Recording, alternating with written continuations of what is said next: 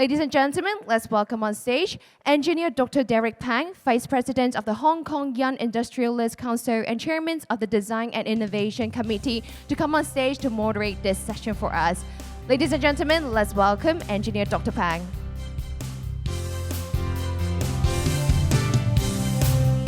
And for our panelists, let's welcome on stage Mr. Andy N, Founder and CEO of NDN Group. Let's welcome Andy.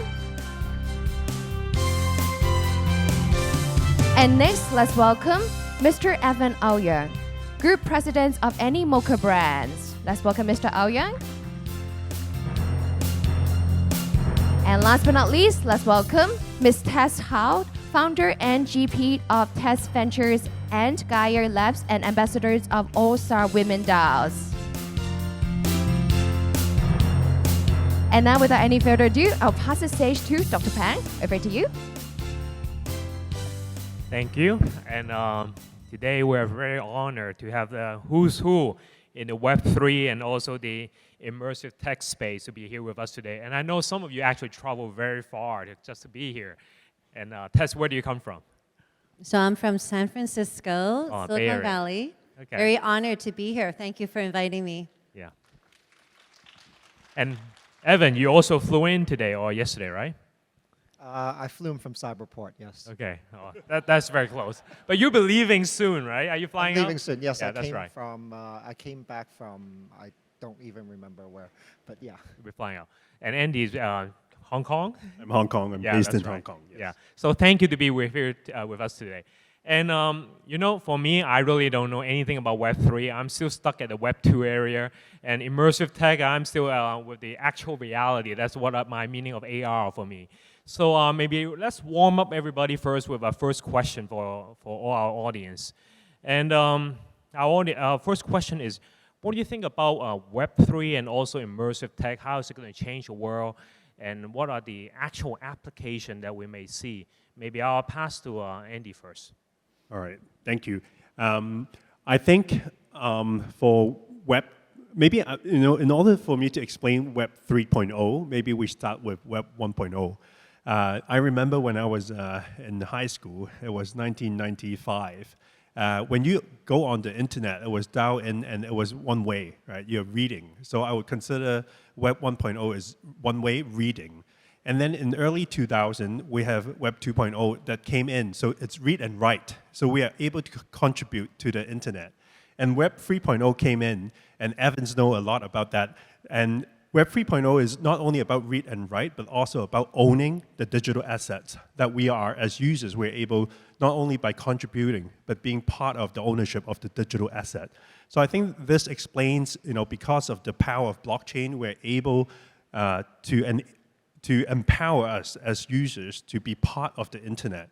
So that's my warm-up explanation of Web 3.0, and it is super important, as a city, as, for example, Hong Kong driving this Web 3.0 initiatives, which I think the future will be relying on a lot of these technologies. And immersive technology, we can talk a lot more about that as well. Yeah, I'll pass it. Evan, I'll pass it to you. Yeah, I'll just, because Andy did such a good introduction of Web3, I'm going to expand on those themes as well.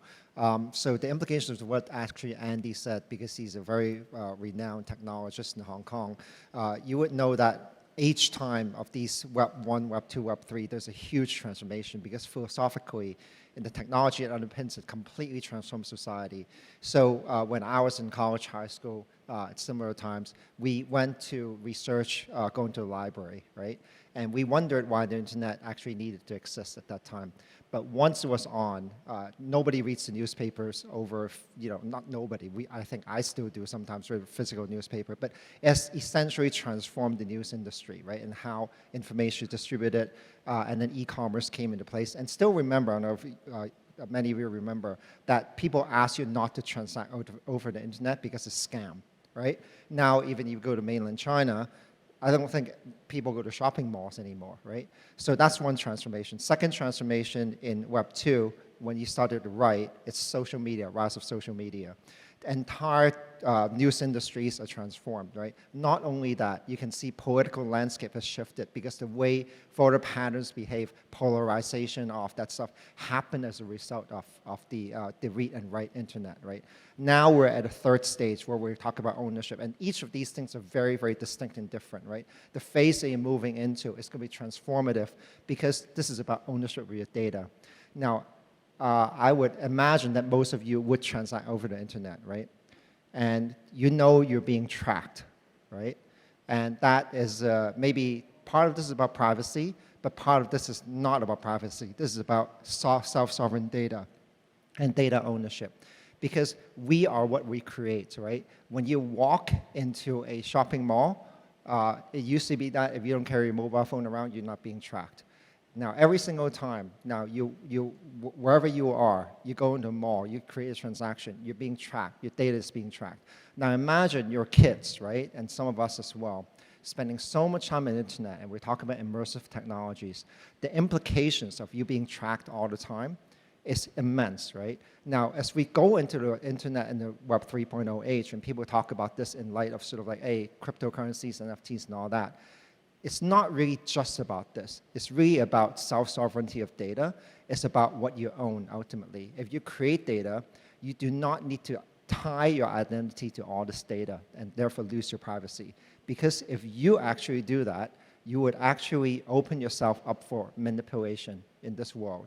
And therefore, you are what you own, and you are what you do. And once you accrue reputation through your identity, which will be decentralized in the future, you actually allow your identity to be displayed in a permission basis based on what you do. And then other advertisers, et cetera, has to attract you as a profile.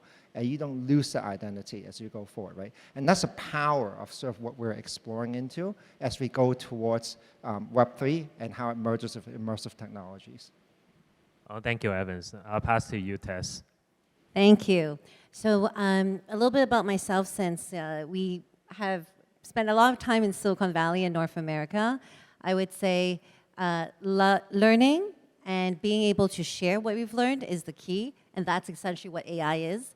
I'll share a little bit about my own experience in blockchain and in AI, but first I would like to just give some context. So Tess, I'm Tess Howe, founder of Tess Ventures and Gaia Lab, which is a Web3 AI incubator accelerator.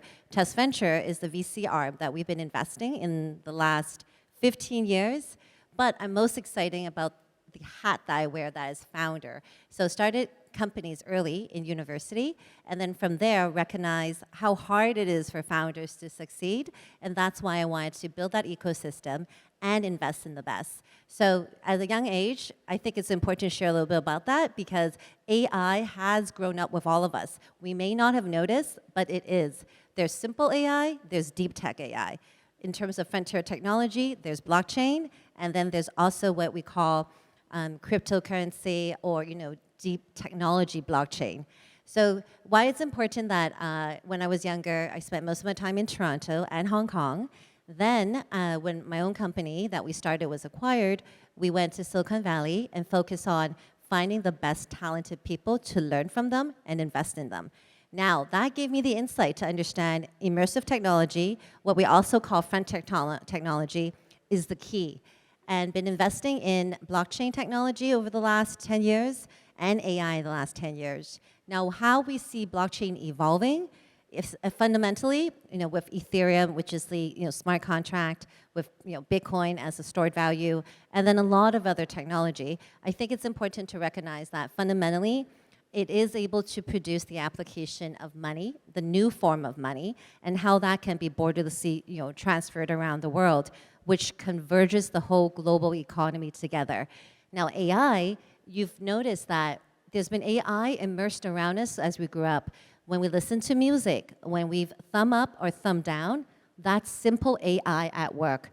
No one talked about, the technical and why that is important. But today, and later in this conversation, I'd love to talk more about AI agents that actually, we've been training them all our life, And now we see that happening, which is what ChatGPT platforms and all the other video platforms, picture platforms has allowed us to do.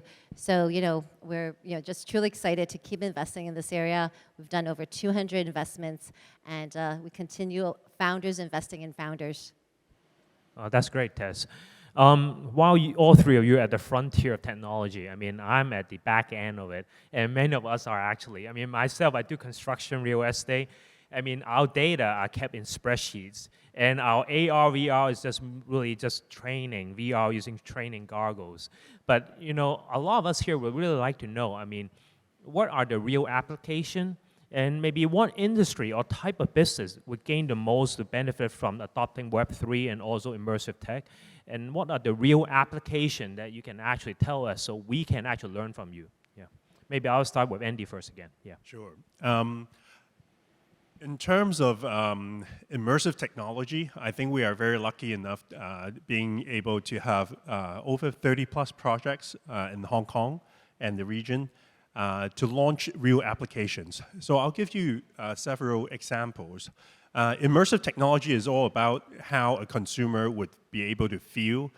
For example, Ricky just mentioned about the airport, having a digital twin, but that's more for constructions or internal usage. But imagine in a world where consumers are able to enter into an immersive world. I think we're just at the very beginning of the technology development because it requires several aspects.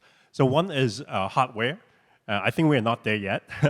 So hardware, maybe Hong Kong, I'm not sure whether we have Vision Pro, but yeah, Vision Pro, you have tried it. But it's a super complex a piece of technology. It has sensors to track your eyes, to track your emotions.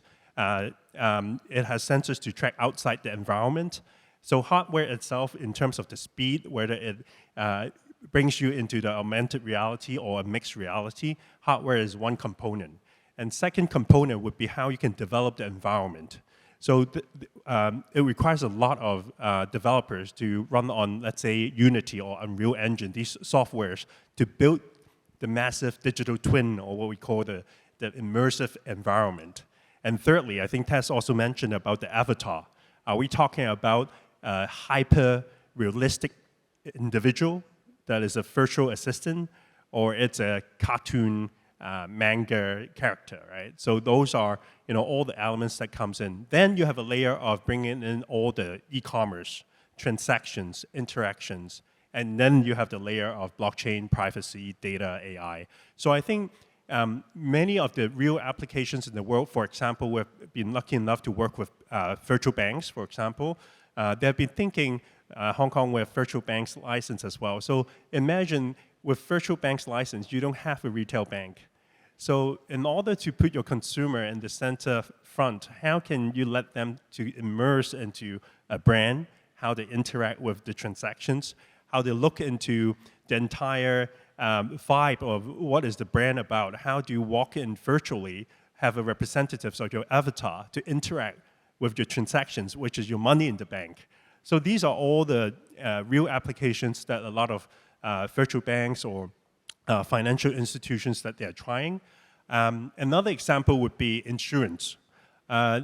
We have virtual insurance as well, but the agents are a real person at the moment. But are we able to create the future agents where people are able to interact with avatar to take out the emotions of the person who are serving the customers? Which avatar could be one thing that we're able to solve.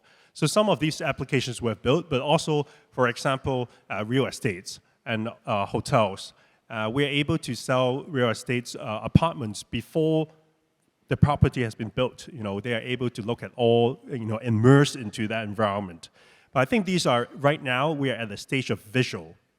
But in the future, when technology comes in, it will be more about sensors. It will be affecting our heartbeat rates, our adrenaline, our psychological behavior. And these are all the technology that is coming into the real world application of the real, true immersive, where one day, I think maybe it's another 5 to 10 years when we see, my brother just sent me a video that I cannot comprehend whether it's a real car racing or it's a virtual car racing. So that that is what we call immersive, because you have no ability to identify whether it's a real thing or it's a virtual. And that is coming along with technology. So Andy, I feel that you are saying that the tech isn't there yet, and we still need to wait a couple Yeah. more years. I think it's coming along, but then there's still a lot of what we call human brain sort of things that we haven't solved in terms of the emotions. You know, for example, I think if you have watched National Geographic, there's a program called Limitless, and they, the person put on the ocular to walk on a crane off the building, and that they test all the adrenaline and heartbeat rates, and it does increase, right? So those are the sensors that we are able to embed into the immersive world. But I think, you know, for example, another real example would be on court case or in hospital, where students are able to enter and experience before they get into a real job environment. You know, those are the, you know, real cases that all around the world, a lot of government officials are using these sort of applications. Like training is a big thing. Training is a big thing. Education is a big thing. Yeah, in my industry, construction, we use a lot of VR training these days. So yeah. Well, thank you, Andy. So Evans, what about Web3? I mean, what are the real application? How is it going to change our industry? I mean, let's hear from you. Yeah, for Web3, there are actually two parts of the applications. One part is what we call native Web3, so sort of like newly created technologies, you know, that are created really natively for Web3, including gaming, etc. The other part is what, you know, in this particular city, we're actually applying a lot as well, which is how do we use blockchain technologies, applying it to traditional industries such as finance, consumer, etc. Now, in both of these parts are actually very transformative. I can go towards sort of what we do in the traditional space first, right? So Animoca Brands is somewhat, as its name, known for investing into 400 to 500 companies in our portfolio. We also create games, but we now also work with different governments, right? One of them is Saudi Arabia. So some people would know that we've signed an MOU, actually an investment agreement, with NEOM. So NEOM is a futuristic city that is in the northwestern part of Saudi Arabia. And they're building the line. The line is a futuristic city about how do they live in a sort of a totally carbon neutral city that is alongside, that lives on the line, right? Now, the reason that we're working with them is because they're building something completely new. Our facility there is all camps at this point in time. Looks like desert, but it's really working, it's happening, right? They want to build a cognitive city, right? So we talk about smart city, but they want to have a predictive city, which means that, you know, if you wake up, there are analogies, if you wake up, you want to get a cup of coffee, you don't actually need to use any payment apps because your behavior and your patterns, they already have predicted that you want a cup of coffee and you walk in there, you don't have to pay and all of that stuff. So when we talked about this technology, we need to talk about how is the data layer being governed, and this is where blockchain comes in. So what we want to do is to talk to NEOM about building a sovereign blockchain that is validated by its own nodes, that is by trusted parties. So it's not a complete public chain, but it's actually the consensus mechanism is actually governed by all trusted parties, and then eventually you decentralize it further. Now, why do you need that? It's because at the end of the day, data, as I just talked about it earlier, it's either centralized, or you can govern it centralized in a centralized manner, where all of the benefits go into data giants. So we know that, we actually know this, I think, in the audience, right? We know that Googles know more about your children than you do, right? Because that's generally true, and Facebook and all that. They know exactly what they do, they track them, and even when your phone is not on their app, they're still tracking you. Now, so how do you govern data, right? You govern data by putting it in the blockchain.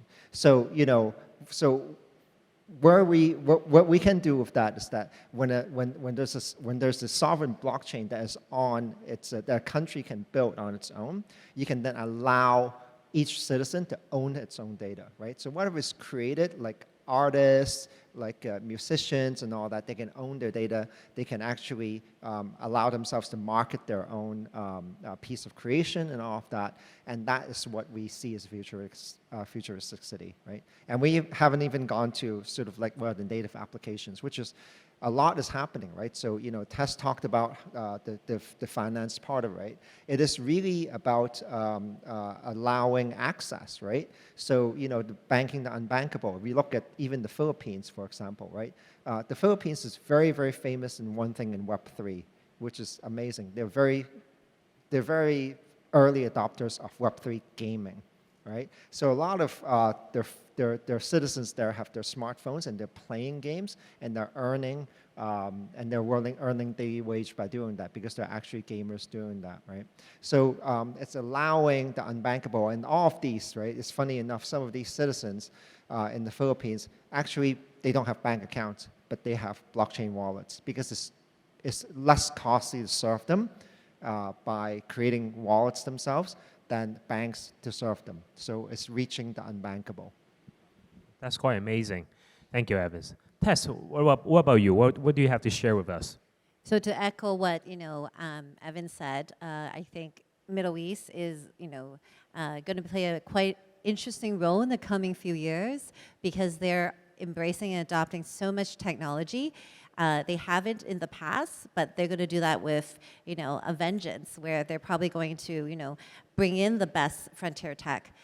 We spent quite a lot of time there also, and Tess Venture is investor in Animoca with Evan and Yat, and of course with a lot of other great AI companies and blockchain companies, such as Automatic, where AI is also in the industrial sector. Automatic is like the ChatGPT for industrial.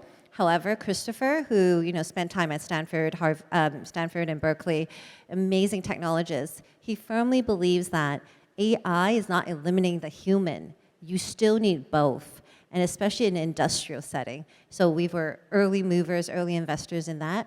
And then, of course, Dr. Julia, she has been passionate about engineering on the AI side, 3 degrees in UCL. She's one of the female founders that we invested in, who is a technologist, and she herself has been focusing on Minime.ai, which is the digital twin.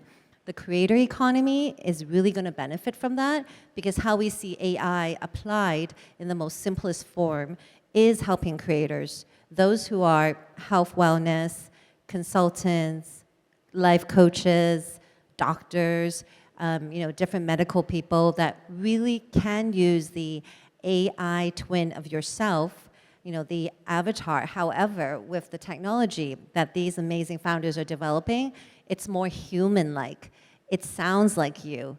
It truly, 99%, we just did a Stanford conference and she demoed Dr. Julia.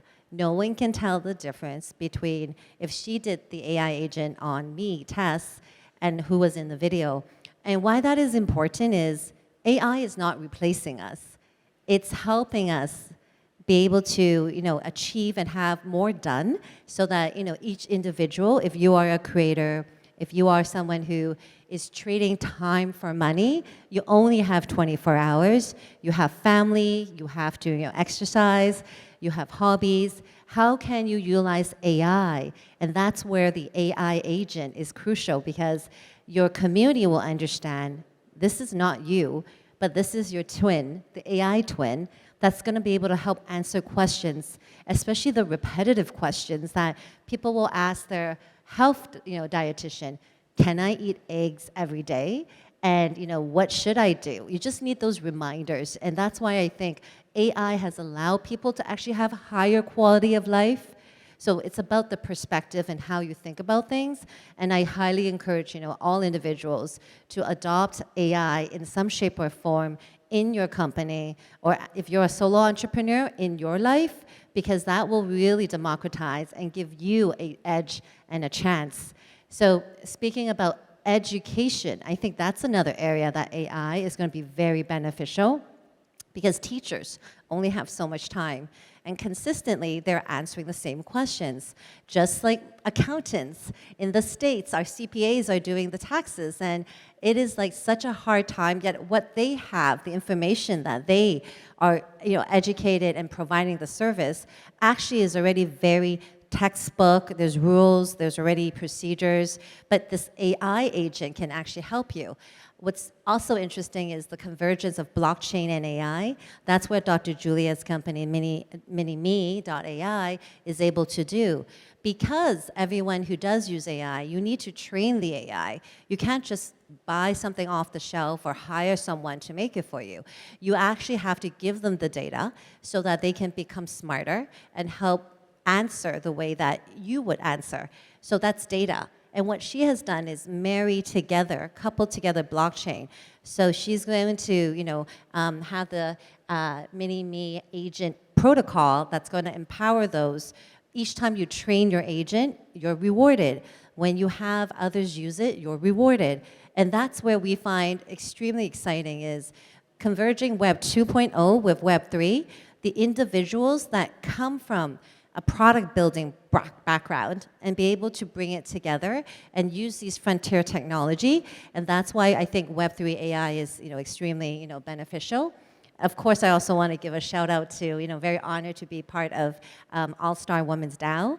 Akina, Phoebe, all of them have done such a great job empowering females. And I think that's important is, they're based here in Hong Kong. They have chapters everywhere. They've also been looking at how technology, how to seek out the best founders in the ecosystem that is adopting blockchain, AI, and of course, with Digital Economy Summit here, thank you also for bringing us over here and being able to share all this with everyone. Yeah, thank you, Tess. You mentioned quite a bit about AI, how it can help us to do our task, and about the training, and also giving the data.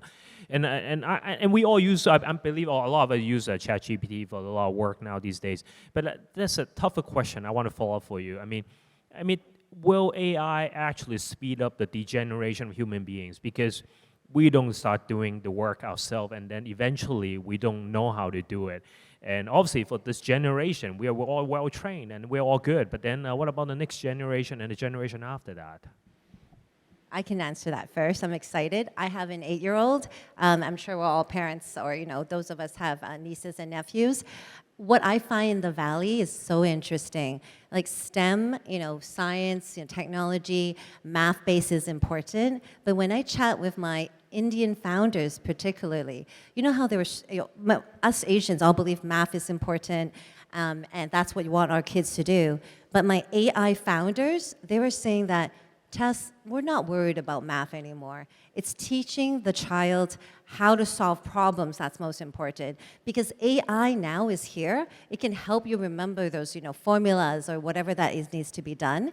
But prompt engineering is important. And I think everyone needs to be able to be exposed to, programming, prompt engineering, which is how do you prompt your AI? How do you ask them the right question? So, to your point, if, us as adults, if we don't educate and kind of guide the next generation, or if we don't learn how to, use AI ourselves, and, shame on us because there's ChatGPT. It is so user-friendly. Download it onto your cell phone, use it, and it's not cheating. It's embracing. Like, it truly, those who are not using it is going to be left behind. So I always say, at first it may feel, principally, do we want to use this?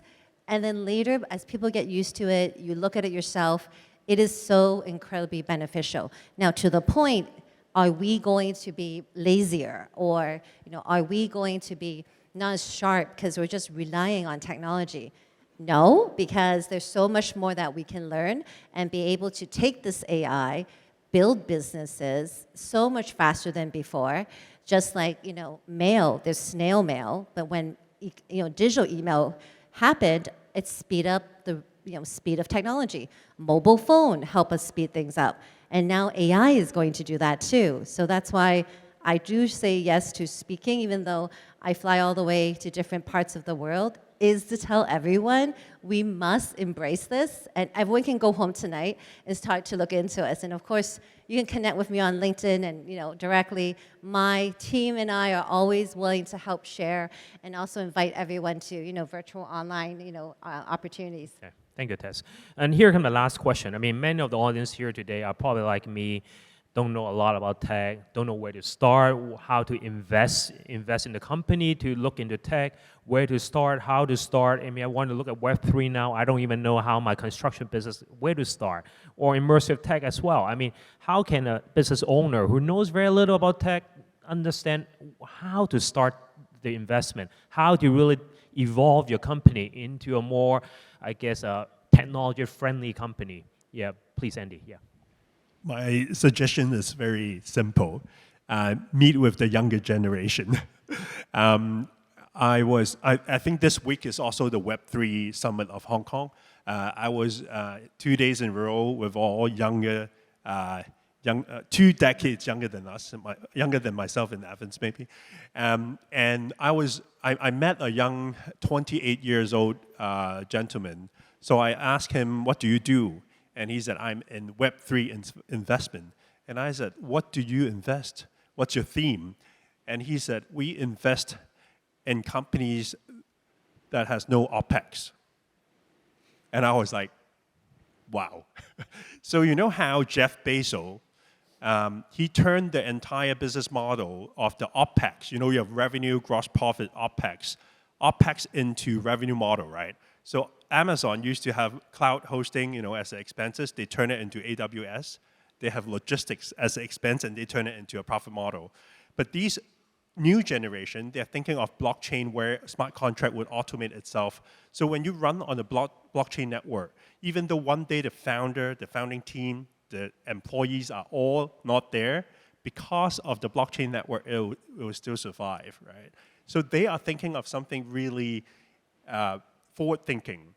And I think I learned it from them as well, how they think of the theme of investment and blockchain. They think of no OPEX, where in traditional business that I am in, I'm thinking of, interest rate, salary is increasing. How can I lower my OPEX? And on the other side, they're investing into no OPEX kind of business model. Okay. So hanging out with young gentlemen are, and promote my 24 years old to be CTO, right? Yes. Thank you. How about Evans? I think that's a good advice, right? I mean, we all have to be open, right? I'm still learning every day. I think I learn more now every day than I've ever have because of the, of such fast changes, right? Like what Tess said as well on AI. I mean, it's not even a matter of adoption. If you're not using it now, I mean, what are you waiting for? It's inevitable. All the search engines will be powered by AI, right? And words cannot describe how important data governance via Web3 is and how to decentralize and AI. That intersection is just so important to mankind. And I'll also give, maybe the audience a vision of this, right? Imagine that one day we all grow old, right? And people you ask the question about why does this stuff matter? Why does the metaverse matter? There will be a time when we're less mobile. Okay, all of us will enter that stage, and then what do? You find true freedom in the metaverse, right? And in front of your computer. Well, maybe to some of you it's sad, but actually a lot of our friends, younger generation, they actually make a lot of friends, right? In the internet space, right? And the identity is owned by them and all that. Now, the important part is this, right? Imagine you can live forever. Maybe not you yourself physically, but this is already happening, right? You can download pretty much your consciousness and train AI, and it can become you, right? And at one point in time, and your family, whatever. I know it's a scary thought and all that, but this can be done now, right? You train your AI, and then you can basically live forever thereafter. Now the question is, do you want that particular avatar that you have trained to be owned by a company or yourself or your family? That's the ultimately most important thing. Do you want that particular, when you are gone, do you want avatar to be manipulated by advertising, by political, advertising and all of that stuff? You don't, right? So that importance of that decentralization, because ultimately AI is about probabilistic outcomes, right? AI, the algorithm is about generating the next word, right? And that probabilistic outcome is subject to a lot of centralization. What Web3 is trying to do is to decentralize the governance of that data. So the intersection of these two trends are extremely important. Thank you. How about Tess? I mean, how can we, the old generation, really evolve our company? Yeah, consistently, I also echo what my fellow panelists say is hang around the younger generation because they have no baggage. They're willing to learn things quickly. You just see how they use technology and think about things is so different. But of course, guide them along as well with our worldly experience that we've had gone through the ups and downs. But I think in terms of investing, there's so many crowdsourcing platforms that everyone can get involved with. It allows you to learn. And here in Asia, in Hong Kong, obviously there's so many opportunities that whether it's a small amount or bigger amount, that if you want to invest in, it's easy to do. I mean, give the younger generation an opportunity. If someone around you wants to start a company, if it's something that is a disposable amount that you can afford, invest in them and then help them along the way, because we may not be able to take as much risk, given that we all need stability and to maintain lifestyle, but invest with them, because AI has caused the technology to accelerate so quickly that just a year, if you don't keep up and just be curious, it really will set you back. So I think definitely get involved in some shape or form, or volunteering to work with them and help them build their business. That's going to allow a lot of insights. That's what we do. We volunteer a lot, or go to a lot of the Animoca events, and they share a lot of different opportunities. Yeah. Oh, thank you, Tess. Time's running out. Maybe I have one last final short question for you. I mean, it's a fun little question, predictive. I mean, you talk about AI, obviously, and then you talk about data quite a bit. Google knows more about our children than us. And immersive tech, I mean, you combine all these three together in the robot, and then we have an AI robot probably can become our girlfriend and boyfriend in the near future. And how far would that be? That would be my question. How long do we have to wait for that? I mean, let's end it with it. Andy, please. Oh, I think it's not far. I think we are almost there. So this morning, I was working with my team. I put all the data of our past year of about maybe 1 billion sets of data into our LLM model, and I asked the model to write itself. So we launched a campaign yesterday. The campaign, the script is written by generative AI. The avatar, hyper-realistic, it's an AI. And then we also have the voice in Cantonese. Wow, amazing. It's also an AI. So we 5 launch years? it out. No one talks about whether it's AI or not. So you think 5 years? I think, yeah, within 5 years. Yeah, we can see that. Evans? I think we're within 6 months of it. For 6 months. Yeah. Yes. What do No, I? the data, if Tess talk about you're behind a year. No, I think, you don't use AI, but in 2 weeks, it's already, the thing is different already. But one thing that I would say is that when you go into AI, one of the things that I do talk about is that where do you ever start? I don't know tech and all that. My requirement for hiring HR staff right now is that have you used AI? Because the entire HR function can be so much accelerated by just ChatGPT, just one ChatGPT, right? So by the way, the best prompts, this is like proven out there, is writing about 400 to 500 word prompts on ChatGPT will give you the best results. You can write job description. By the way, before my head of HR came, my political expression policy was written by me, quote unquote written by me, via ChatGPT. All I said was, hey, I want to benchmark Amazon, all the right, tech companies, write that for me. And then I looked at it, I said, it looks pretty good, and I edited it. It's so much faster, it's augmentation, right? So, it's very powerful. I think we're there. Thank you, Evans. Tess. I agree. We are there. I mean, I intentionally sit myself and my family in Silicon Valley. I spend a lot of time, speaking at Stanford. I see what the 20-year-olds, the 30-year-olds are creating, and it's incredibly exciting. Sometimes I forget that we are in a little bit of a bubble because, we see this, we use it, we talk about it, but the rest of the world is slowly getting used to ChatGPT. So that's why I do try to adjust it, but otherwise, just immerse yourself, try to, online, there's so much videos, there's so many things that you can learn. Join, different organizations that's gonna keep you accountable, that you must pick up the AI side. Yeah. Thank you. And Derrick, before we end the panel, can I make a request Yeah, sure. Go for the ahead. floor? Since we have a room of really amazing people, this is one of I think in order for Hong Kong to go on a real true digital economy, we need to send someone over to the States or to China to talk to these conglomerates of two of my key issues, because I've been doing applications on AI development, and we have to go through VPNs, right? I know we have no laws to block censorships, but they are blocking us. And same for, if I want to go on TikTok, I have to go through VPNs. Wow. So I think these are the fundamentals that if we want to truly embrace digital economy, how can we solve this VPNs issue, which I've never encountered in the past decades.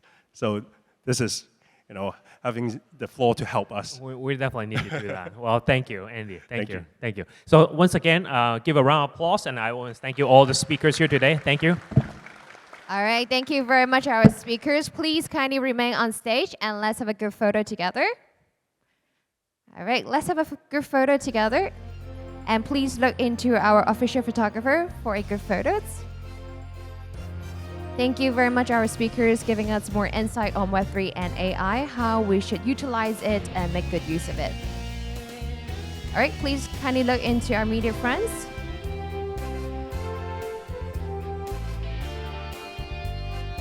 All right.